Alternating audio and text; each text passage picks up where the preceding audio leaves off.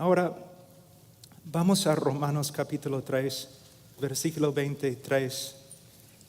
Por cuanto todos pecaron y no alcanzan la gloria de Dios, siendo justificados gratuitamente por su gracia por medio de la redención que es en Cristo Jesús, a quien Dios exhibió públicamente como propiciación por su sangre a través de la fe, como demostración de su justicia, porque en su tolerancia Dios pasó por alto los pecados cometidos anteriormente, para demostrar en este tiempo su justicia, a fin de que Él sea justo y sea Él que justifica al que tiene fe en Jesús. ¿Dónde está pues la jactancia?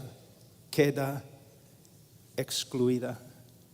Queda excluida. Oremos.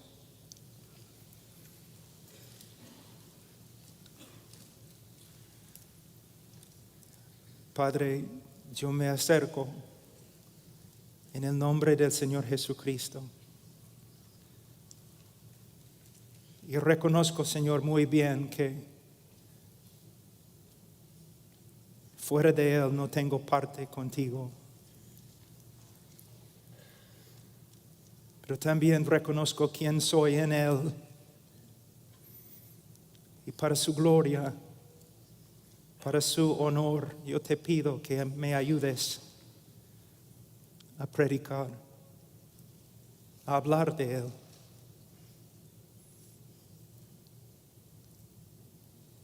Señor, aun cuando predico en mi propio idioma, cuando hablo de Él, mi sermón es patético. ¿Cuánto más te necesito hoy? Solo quiero, Señor, que Él sea glorificado. A Él, a Él, a Él, a tu Hijo sea la gloria. A Él, a través de su cruz. En nombre de Cristo Jesús. Amén. Antes que empecemos, me gustaría saber a qué hora tengo que terminar. No hay reloj aquí. Ok. ¿Puedes así para mí? Oh, ya. Porque si no voy a predicar 5 horas. La palabra evangelio proviene de una palabra griega que significa buenas o gratas noticias. Son las mejores noticias, las mejores. Este mensaje tiene preeminencia. No es un mensaje entre mensajes, hermano. Es el mensaje de todos los mensajes. Y el evangelio, de verdad, buenas noticias. Pero necesitamos darnos cuenta que para entender las buenas noticias, también tenemos que entender las malas noticias. Y este es un problema en el día de hoy. Si amamos a los hombres, vamos a decirles la verdad acerca de su condición ante Dios. Si no predicamos con respecto al pecado, si no nos esforzamos a predicar bíblicamente acerca del pecado, es una de las demostraciones más grandes que nosotros nos amamos a nosotros mismos y no a los demás. Si yo te amo, si soy un hombre de integridad, si soy un médico de integridad y me doy cuenta que tú tienes cáncer, yo tengo que darte las malas noticias, y si no, soy hipócrita. Soy un monstruo de iniquidad. Hay muchos pastores y predicadores en el día de hoy que predican como predican porque se aman a sí mismos y no a la congregación y no a los pecadores. Entonces nosotros tenemos que dar lugar a la necesidad de explicar a los hombres que son pecadores. Los antiguos predicadores eran así. Ellos predicaban la ley, ellos predicaban la santidad de Dios, ellos usaron todo lo que pudieron encontrar en las Escrituras para demostrar, para convencer a todos que son pecadores, porque solamente el pecador busca salvación. Y solo el pecador puede glorificar a Dios, de verdad, por medio de recibir la gracia que ahora sabe que necesita. No debemos ser hombres rudos, enojados. Debemos ser hombres misericordiosos, clementes, llenos de amor, pero a la vez nosotros en amor tenemos que explicar, mostrar a los hombres que son pecadores. Y podemos ver esto en este texto, no solamente en los textos que he leído, sino también en el capítulo 3 de Romanos. Podemos ver Pablo con un intelecto único, con una sabiduría de Dios, el apóstol de los apóstoles, el misionero de los misioneros, el teólogo de teólogos. Y él está usando todos los dones que el Señor le ha dado con un solo propósito: condenar al mundo. Condenar al mundo, para que todo el mundo busque a Dios y la salvación de Dios en Calvario, en la persona de Cristo. La palabra pecar proviene de una palabra griega que significa extraviarse, errar, no dar en el blanco. Es como un arquero que lanza flecha tras flecha tras flecha, pero nunca llega al blanco. En el Catecismo de Westminster, el pecado se define como la falta de conformidad con la ley de Dios o la transgresión de ella. Si solamente hablamos así acerca del pecado, entonces los que nos escuchan van a pensar que el pecado no es tan malo. El pecado es como un error humano y nada más. Pero la Biblia nos enseña que el pecado de verdad es horrible, horrible. Entonces, ¿cómo podemos convencer a los hombres que su pecado es tan horrible como la Biblia dice? Bueno, podemos estudiar la ley con ellos, podemos pasar por las Escrituras con ellos, podemos hablar de un montón de cosas, podemos mostrarles el Calvario, donde Cristo murió por el pecado, pero donde debemos empezar es con la persona misma de Dios. Mira, nuestro pecado no sería un problema si Dios fuera como nosotros, ¿te das cuenta? Si Dios fuera un Dios injusto, inmoral, Él no tendría problemas con pecado. Pero la Biblia enseña que Dios es santo, santo, santo. Y es solo a la luz de la santidad y la justicia de Dios que los hombres pueden ver cuán horrible es el pecado. Entonces, si tú quieres predicar el Evangelio, hermanos, si quieren predicar el Evangelio, ustedes tienen que enseñar quién es Dios. Cuando pecamos, no estamos pecando contra un insignificante alcalde de un pueblo pequeño, de un pueblo pequeño.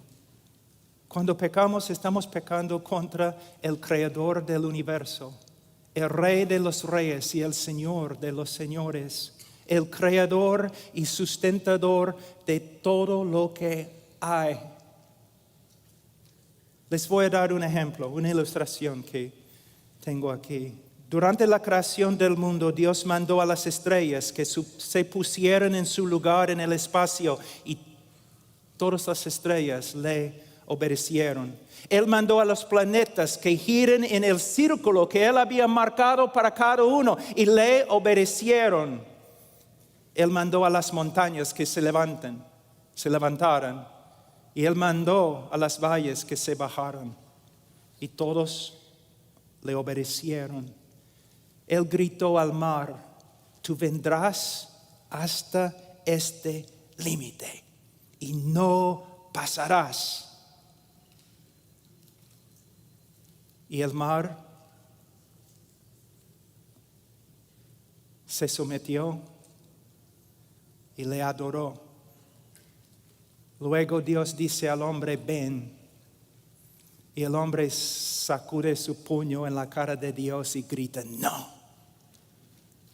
Por eso en el día de juicio, aún la creación, el universo entero se va a levantar y condenar al hombre por su desobediencia contra un Dios que es merecedor de toda honra, toda gloria, nuestra devoción, nuestra vida, cada pensamiento. Él es digno de cada pensamiento nuestro. Es digno de todo lo que tenemos en cuerpo y corazón.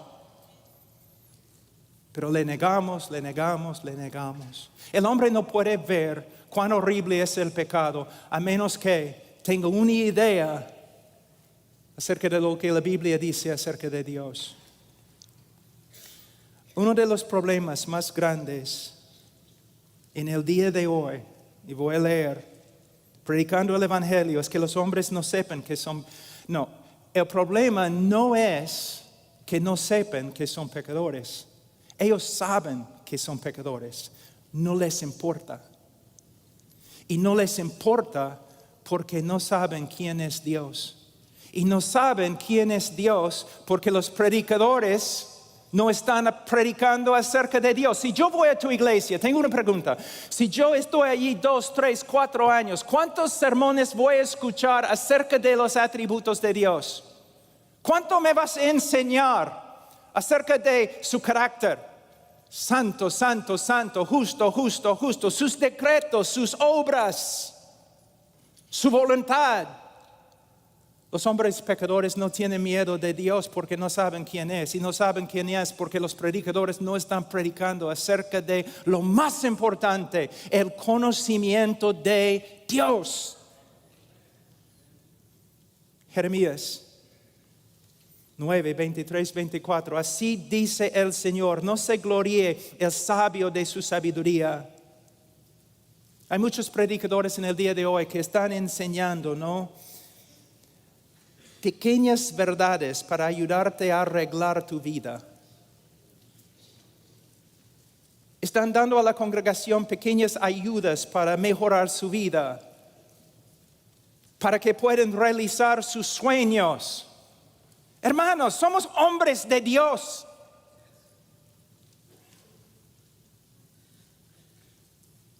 Y nuestra tarea principal es enseñar a los hombres quién es Dios. No se gloríe el sabio de su sabiduría, ni se gloríe el poderoso en su poder, ni el rico se gloríe de su riqueza. Mas el que se gloríe, gloríese de esto, de que me entiende y me conoce. Me entiende y me conoce. Estamos viendo los dos lados de una verdad muy importante.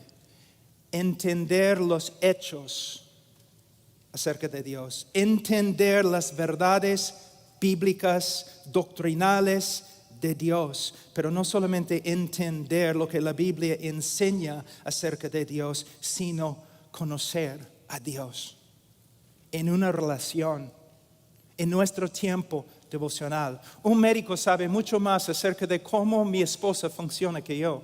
Él sabe muchos más hechos acerca de su cuerpo que yo sé. Él sabe, es un médico, pero él no conoce a mi esposa. De la misma forma,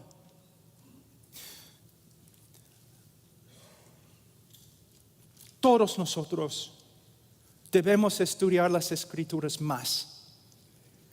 Debemos dejar de correr por todas partes haciendo un montón de cosas que no importan y debemos dedicarnos a estudiar las Escrituras. Horas y horas. No estoy hablando de minutos y minutos y no estoy hablando de simplemente para preparar sermones. Estoy hablando de estudiar las Escrituras para conocer a Dios y para ser transformado por Él. Pero el estudio de las Escrituras es más que simplemente aprender información. Es una relación.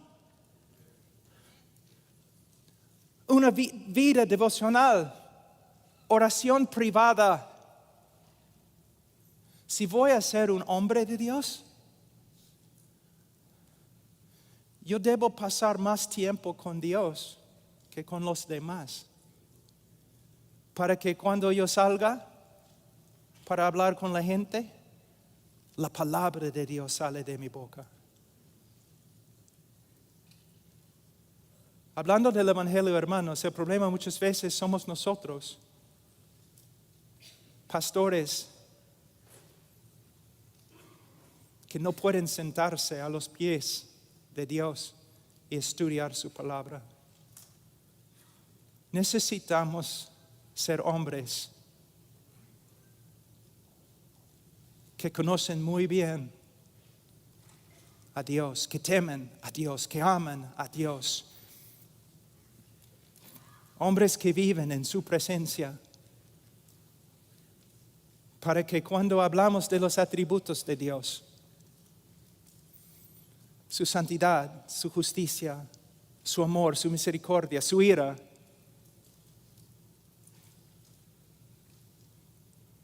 no solamente somos como un loro que habla cosas que ha escuchado, pero son verdades que son una parte de nosotros. Hermanos, ustedes pueden aprender cómo predicar el Evangelio mejor por medio de esta conferencia. Pero eso no significa que ustedes van a ser hombres de Dios. Un hombre de Dios pasa mucho tiempo en las Escrituras y de rodillas con Dios. Es la marca de un hombre de Dios. No talento, no una iglesia grande.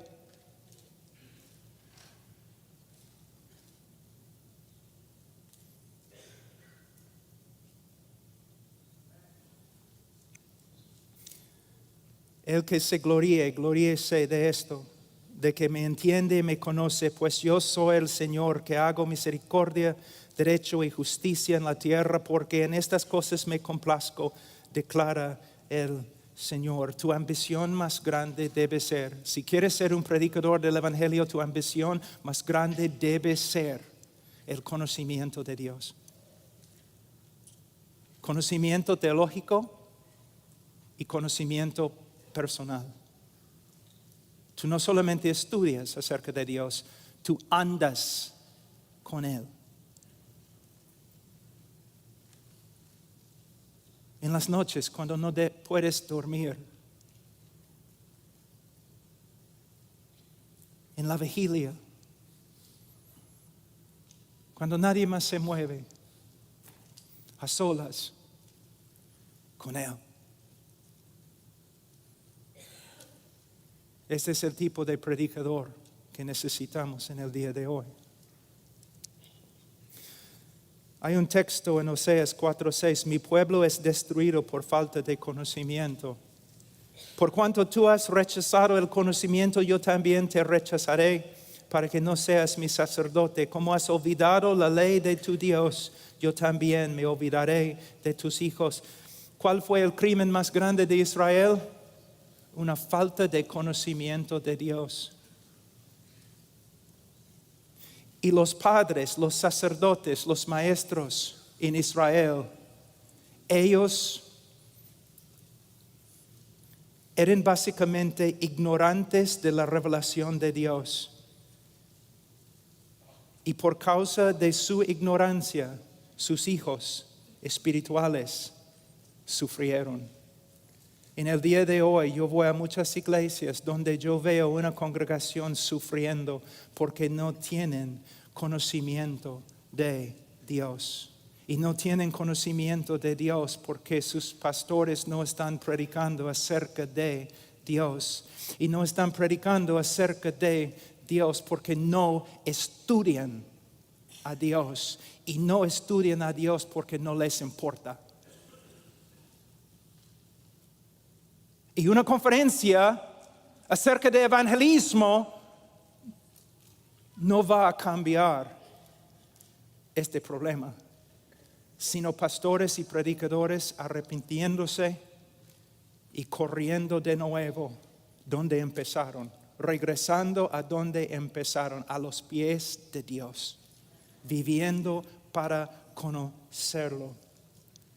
1 Corintios 15, 34, un texto que es tan importante, pero muchas veces se pasa por alto. 1 Corintios 15, 34, sed sobrios como conviene y dejad de pecar, porque algunos no tienen conocimiento de Dios, para vergüenza vuestra lo digo. ¿Pueden ver lo que Pablo está diciendo? Hay una relación directa entre una falta de conocimiento de Dios, y la moralidad de una congregación.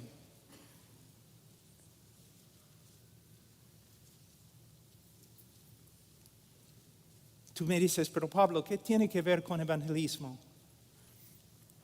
Con el evangelio. O lo que se aplica a la iglesia también se aplica a los incrédulos.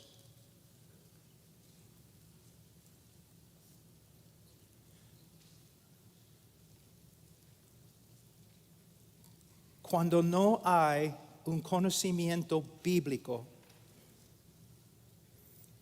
de Dios, los hombres van a crear a su propio Dios. Y este Dios que ellos creen es nada más y nada menos que una reflexión de ellos. Entonces no tienen miedo del día de juicio, porque el Dios que ellos esperaban es exactamente como ellos.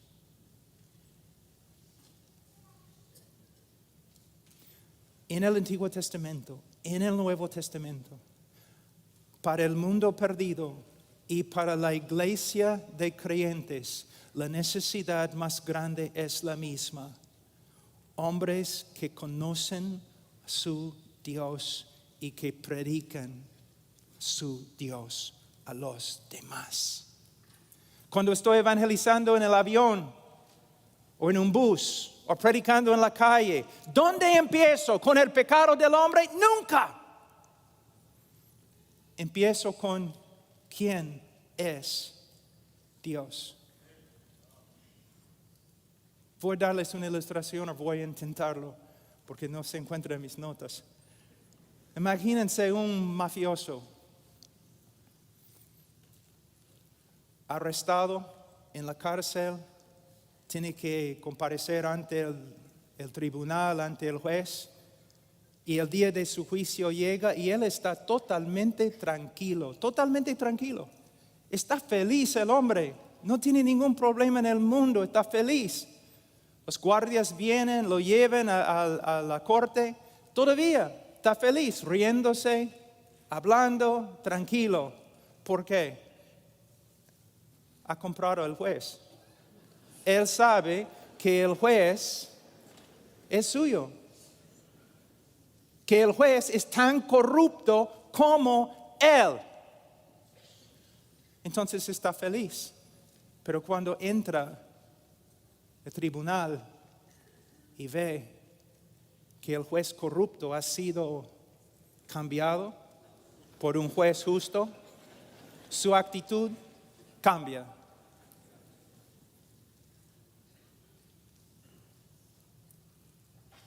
Este es el trabajo del predicador. El hombre piensa que no tiene problemas con Dios, porque Dios no tiene problemas con él, que él y Dios son amigos, que están de acuerdo en todo. Pero cuando el hombre aprende quién es Dios, todo cambia. Y el hombre va a arrepentirse, o el hombre va a pelearse aún más contra Dios. Pero algo va a suceder. Algo va a pasar. Ahora, en versículo 3:23, Pablo dice, por cuanto todos pecaron. Y hemos demostrado que nadie puede entender esta frase, excepto a la luz de los atributos de Dios. Entonces, pastores, predicadores, evangelistas, Dedíquense a predicar los atributos de Dios.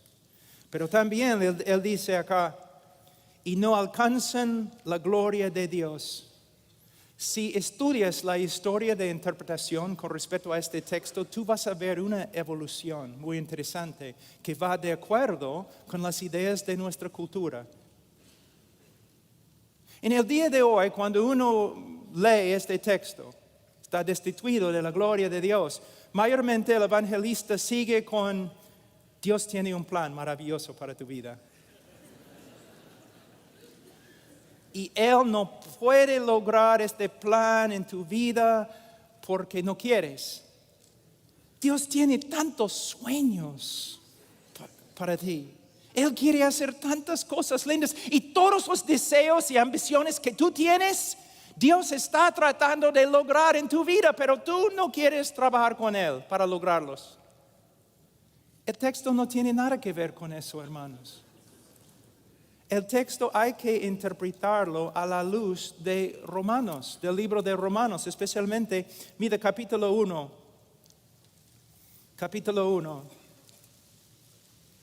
versículo 21. Pues aunque conocían a Dios, no le honraron como a Dios, ni le dieron gracias, sino que se hicieron vanos en sus razonamientos y su necio corazón fue entenebrecido. El hombre fue creado no para realizar sueños humanistas y carnales y personales. El hombre fue creado para la gloria de Dios y para servir a Dios conforme a su voluntad. Y es solo en perseguir este propósito el hombre haya vida y paz y propósito. Agustín dijo, Señor, tú nos has hecho para ti y solo hallaremos descanso si descansamos en ti. Hermanos, no solamente tenemos que enseñar a los hombres que son pecadores, y no solamente tenemos que enseñarles quién es Dios, sino también nosotros tenemos que enseñarles la vanidad de la vida separada de Dios. Es una vanidad absoluta, patética.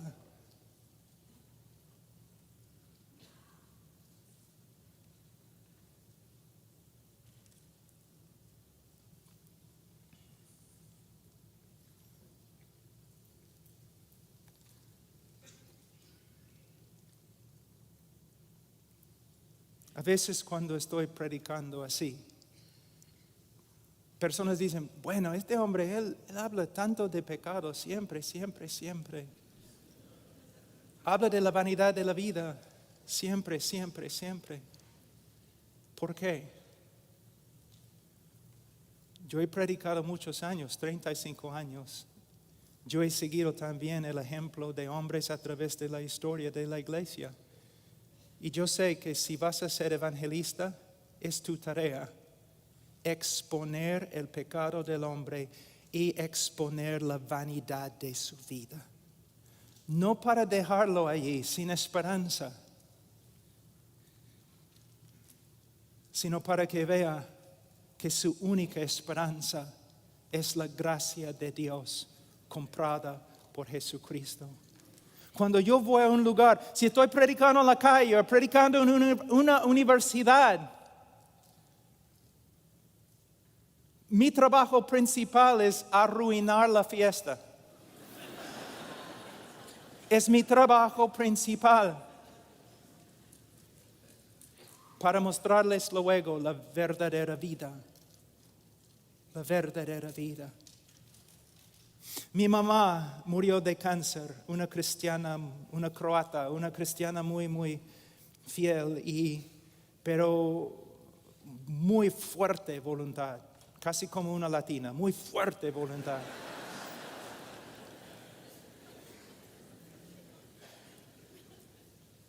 No exactamente como una latina, porque me casé con una latina y ella tiene una voluntad mucho más fuerte que mi mamá.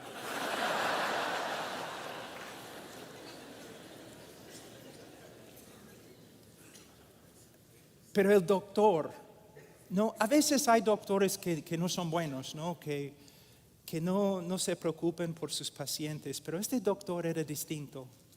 De verdad se preocupaba por mi mamá. Se notaba que amaba a mi mamá. Y él sabía que mi mamá era muy fuerte de voluntad. Entonces, él sabía que ella no iba a aceptar su diagnosis. Entonces, él entró en la oficina con varias evidencias, un montón de evidencias. Y él dijo, señora Washer, tengo que decirte, tú tienes cáncer y es muy, muy grave y tenemos que actuar ahora. Y ella dijo, yo no tengo cáncer. Yo trabajo en el campo, con vacas, mi jardín, yo no tengo cáncer, yo soy más fuerte que tú. Well, señora Washer, aquí es la primera evidencia, los rayos X. Y aquí hay otra evidencia, y aquí hay otra evidencia, y otra evidencia. El hombre estaba contristando a mi mamá, haciéndole daño, destruyendo su día. Mi mamá empezó a llorar. Al final ella está llorando y llorando y llorando. ¿Qué voy a hacer? Soy su hijo sentado a su lado. ¿Voy a pegar al médico? Porque ha hecho que mi mamá llorara, ¿no? Yo amaba, respetaba al médico. ¿Por qué? Él estaba diciéndole cosas muy, muy difíciles. Porque él era un médico de verdad. Y él sabía que el único camino a su salvación,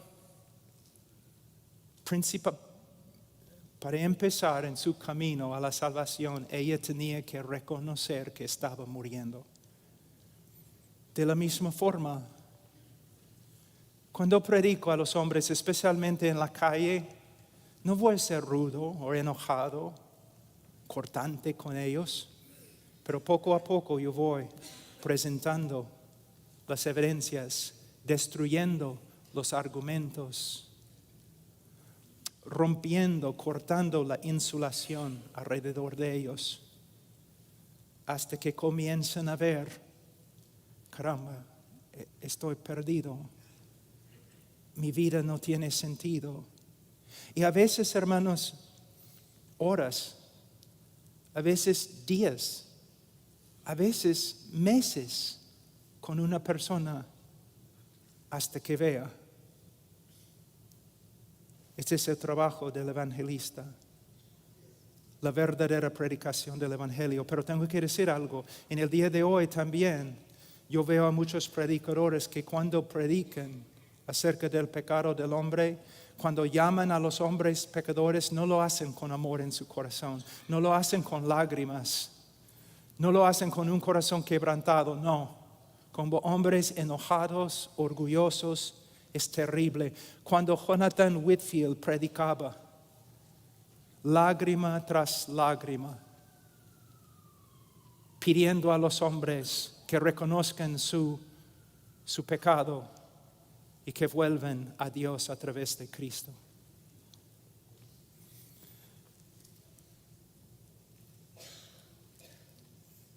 Voy a ver algunos textos simplemente para mostrarles cómo debemos usar las Escrituras para convencer a los hombres que son pecadores.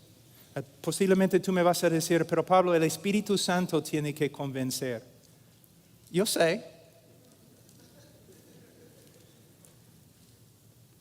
pero también es nuestra tarea usar las Escrituras como una espada. Somos instrumentos también del Espíritu Santo y el Espíritu Santo usa la palabra del predicador para convencer a los hombres acerca de su pecado. Vamos a Génesis 6:5. Dice, todo designio de ellos era de continuo solamente el mal. Una vez yo estuve predicando en una universidad Y después un reportero se me acercó y me dijo, muy enojado, yo no estoy de acuerdo con tu interpretación de Génesis 6:5.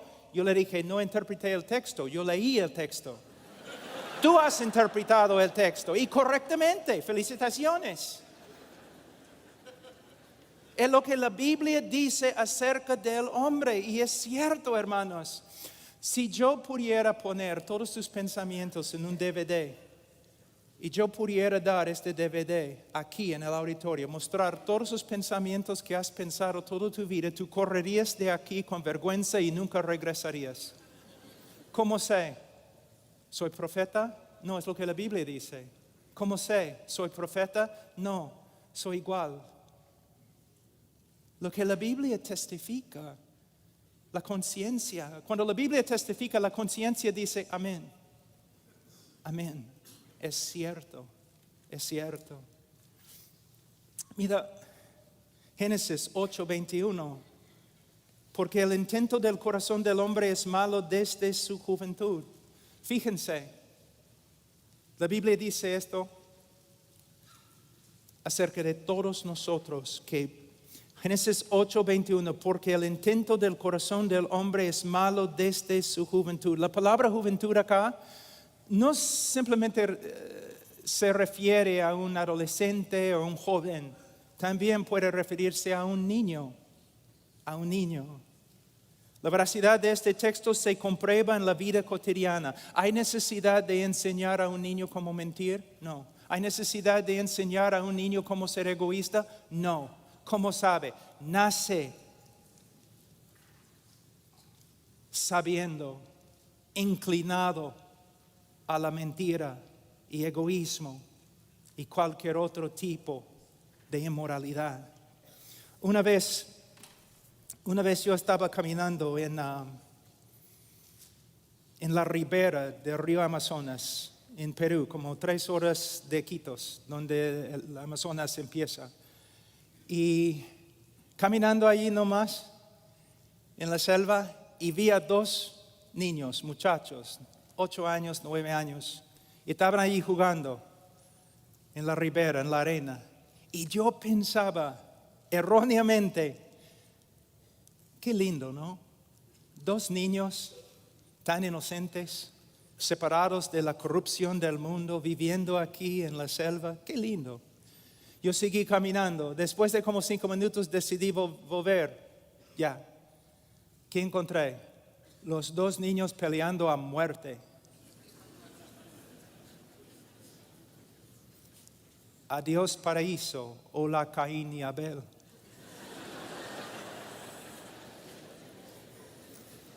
Imagínense un niño un ratito, y lo pones en un cuarto con los mejores juguetes del mundo, los mejores juguetes que existen.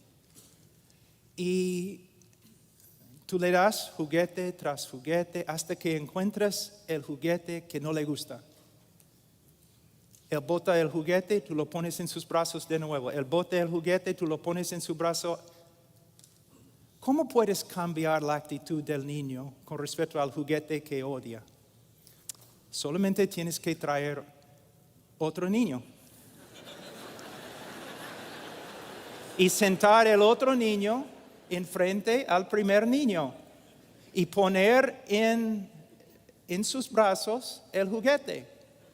¿Qué va a pasar? La tercera guerra mundial. Y hermanos, toda la historia,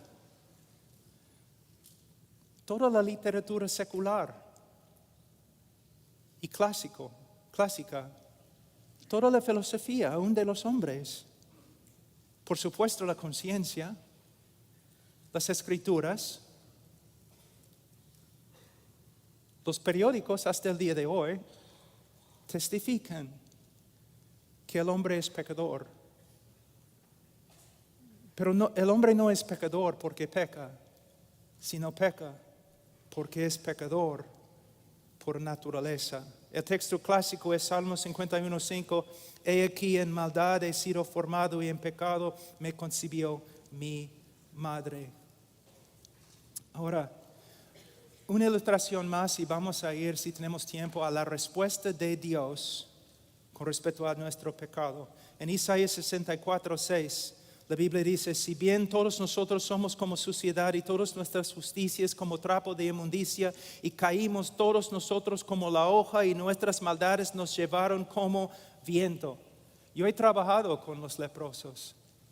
La lepra es una enfermedad muy, muy grave. Vamos a decir que tenemos un leproso con nosotros hoy. Olemos su hedor, podemos ver la sangre y el pus saliendo de su cuerpo. Es una escena que ni el más fuerte puede aguantar. Es algo horrible, hermano. Pero vamos a decir que nosotros decidimos ayudarle. Entonces mandamos a una persona y él va a una tienda muy, muy fina aquí en Los Ángeles y compra una ropa de seda muy, muy exquisita, o una tela de seda. Y regresa y nosotros envolvemos al leproso en la tela. Por un segundo se ve bonito, pero ¿qué va a pasar? La corrupción de su cuerpo va a sangrar por la tela. Y la tela va a llegar a ser tan corrupta como el hombre mismo. Esta es la razón por la cual el hombre no se salva por las obras. Porque sus obras salen de una naturaleza corrupta.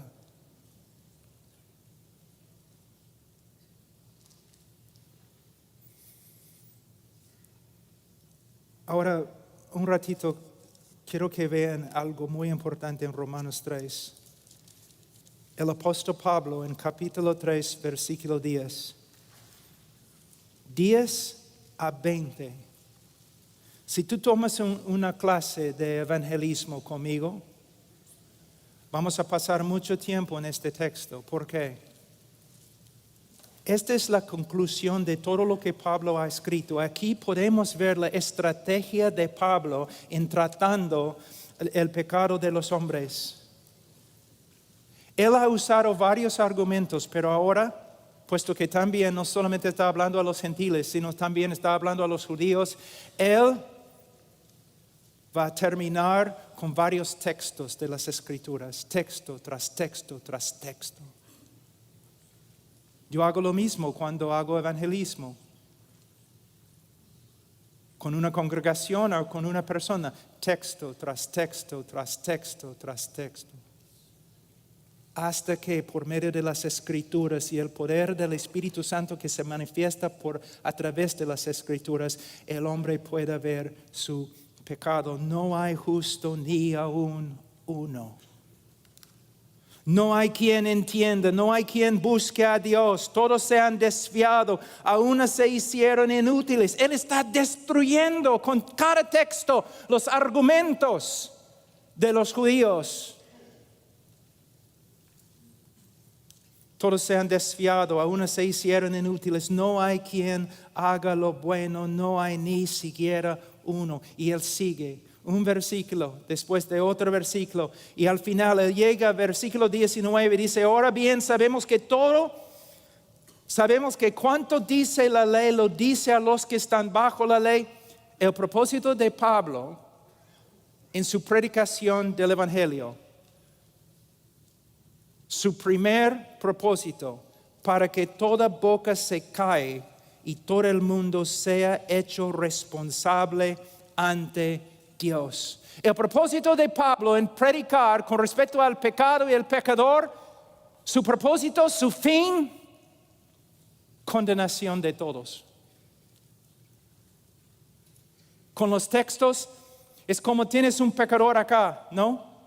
Y con los textos él pone barras para que no pueda escaparse por acá. Luego barras por acá y barras por atrás y barras por acá y cemento en el piso para que el pecador no puede hacer nada excepto mirar arriba. Encarcelar al pecador. Y de nuevo, yo repito, Si vas a trabajar con un cuchillo tan filudo, tienes que hacerlo con bastante cuidado, con bastante sabiduría y con bastante amor. Pero a la vez tienes que hacerlo. Encerrar al hombre para que no tenga ninguna esperanza.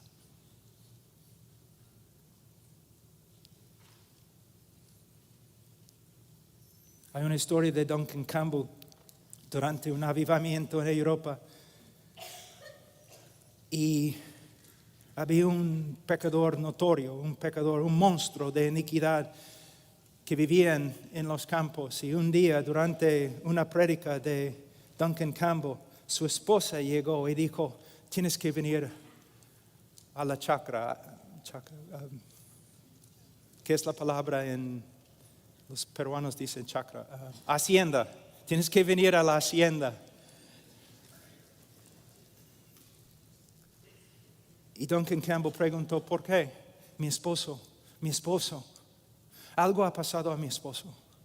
Entonces él llegó y en las casas antiguas en Estados Unidos y también en Europa hay puertas afuera que llegan al sótano, ¿no? Y mayormente son grandes y abres las puertas así, donde puedes mirar dentro del sótano y puedes ver hasta los cimientos de la casa. Y el hombre estaba ahí, había agarrado una de las columnas y estaban gritando, ¿no? El Espíritu Santo estaba trabajando y estaba ahí gritando, aferrándose a la columna, diciendo, soy pecador, soy pecador, el infierno se abre, voy a morir. Su esposa miró y miró a Duncan Campbell. Vamos a dejarlo para que cocine más.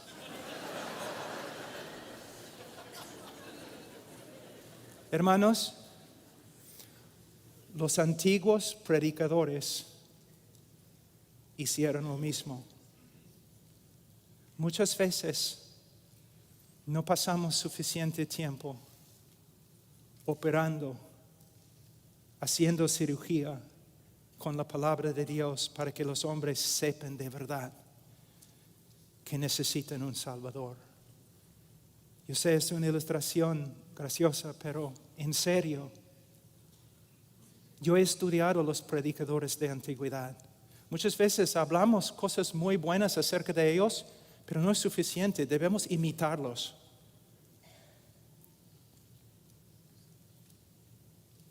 Yo no voy a consolar a un pecador que el Espíritu Santo está turbando. Yo voy a dejarlo. Quizás voy a estar a su lado en silencio, pero voy a esperar hasta que diga, dame una respuesta. Yo veo claramente mi pecado. Por favor, dime que hay esperanza, que hay salvación en Sion. De nuevo, se necesita sabiduría. Ahora,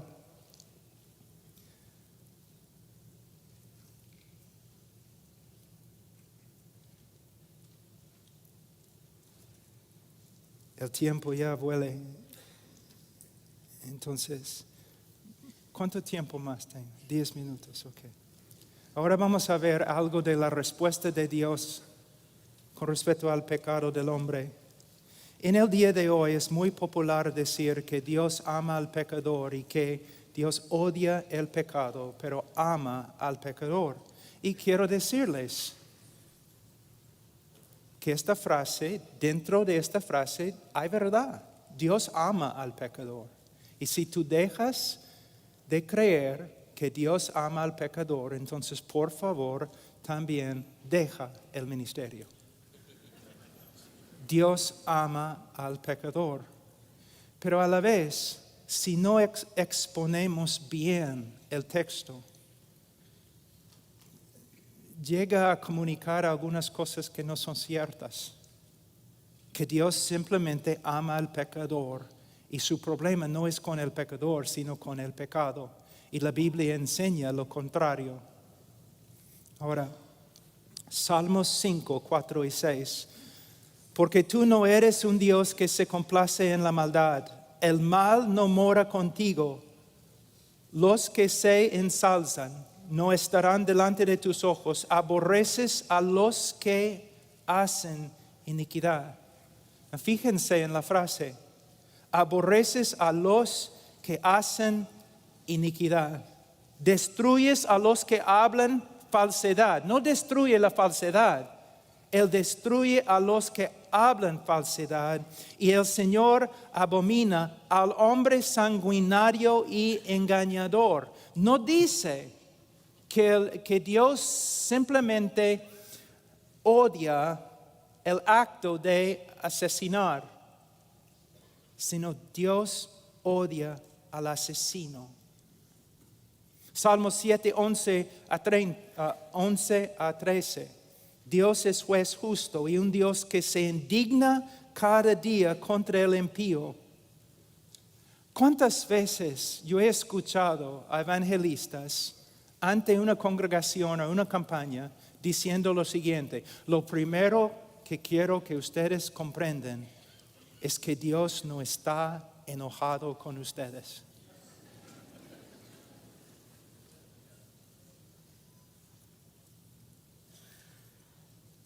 Yo entiendo lo que el evangelista quiere lograr y a veces su propósito es noble, pero él está diciendo algo que no es cierto. De hecho, la Biblia enseña lo contrario. Dice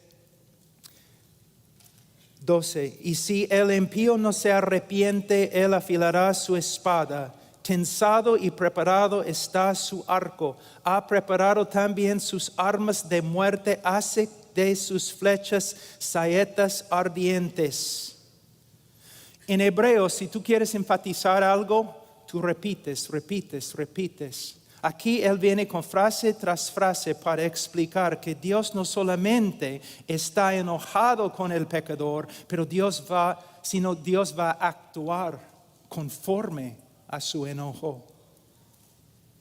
Es lo que se llama en las escrituras venganza. Ahora, cuando yo leo textos así en una congregación normal, una congregación evangélica, cuando yo enfatizo el odio de Dios no solamente contra el pecado, sino también contra el pecador, mayormente las personas responden así. Primeramente, pero Dios es amor. Dios es amor y por eso no puede odiar. Mi respuesta, Dios es amor, por eso tiene que odiar. Pero pastor, ¿cómo puede ser? Bueno, el amor nunca es neutral, no puede ser neutral. Si yo amo a los judíos, ¿puedo ser neutral con respecto al holocausto judío? No. Si amo a los afroamericanos, ¿puedo ser neutral con respecto a la esclavitud? Si amo a los niños, ¿puedo ser apático, neutral al aborto? No, si amo a los judíos, tengo que odiar el holocausto judío. Si amo a los africanos, tengo que odiar esclavitud. Y si amo a los bebés, seres humanos con almas, yo no puedo ser neutral con respecto al aborto. Yo lo odio. Dios ama la justicia. Él odia la maldad.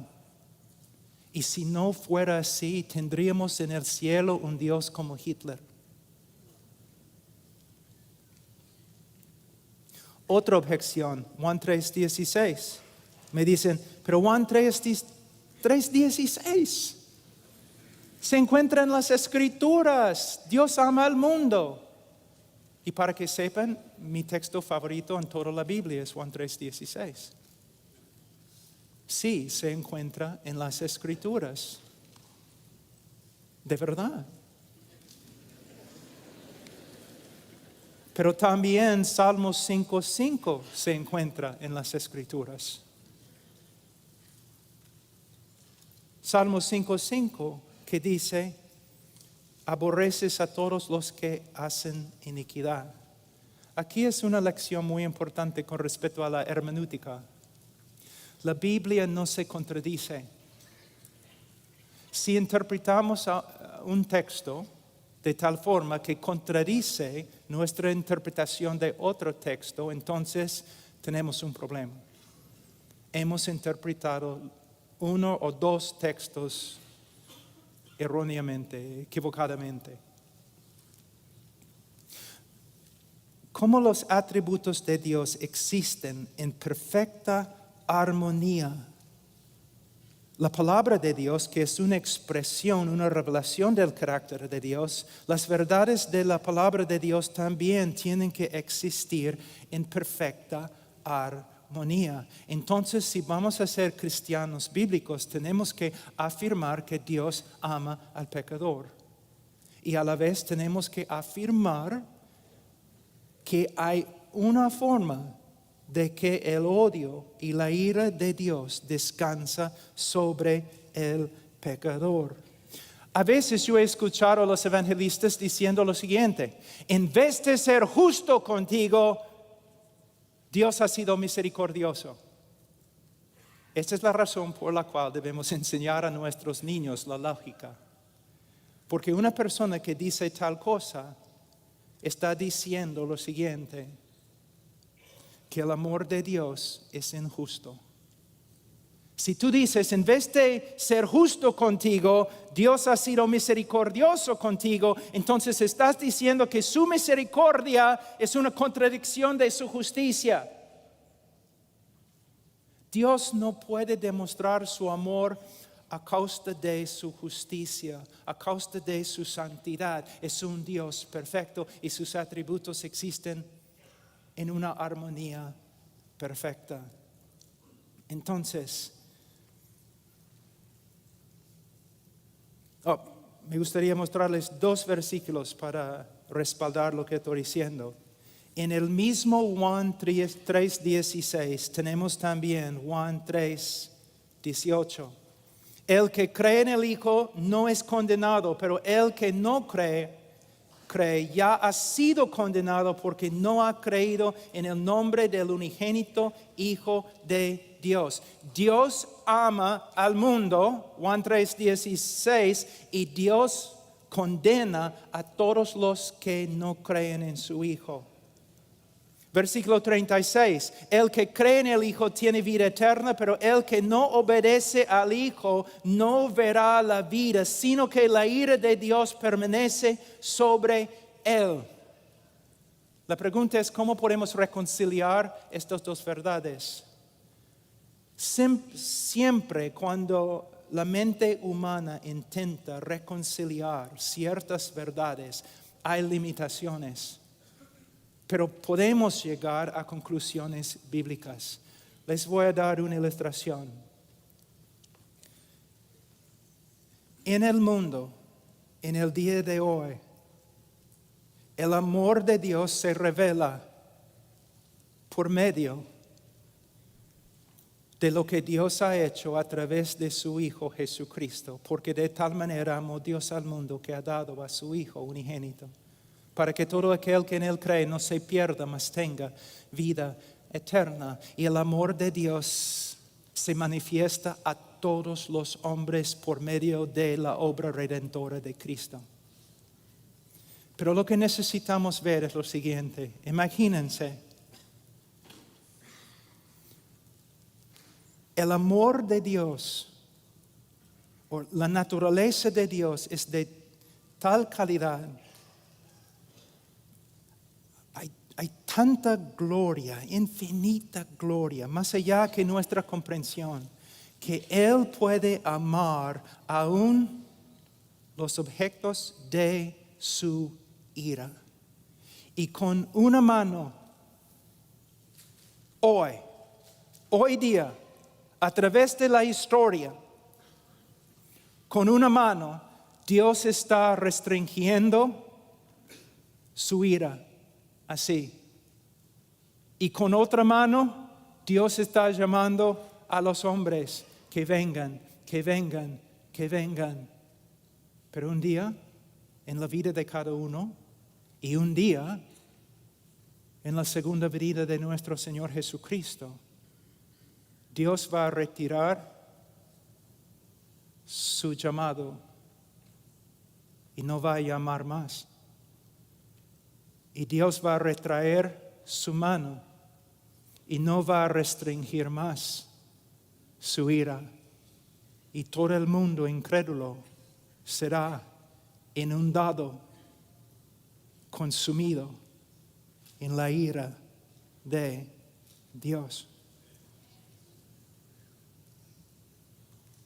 Y nosotros somos predicadores de este mensaje. Un mensaje tan solemne. Personas a veces me critican y me preguntan, Pablo, siempre andas con tanta solemnidad, siempre cuando prediques, es siempre tan serio. Es porque, hermanos, es serio.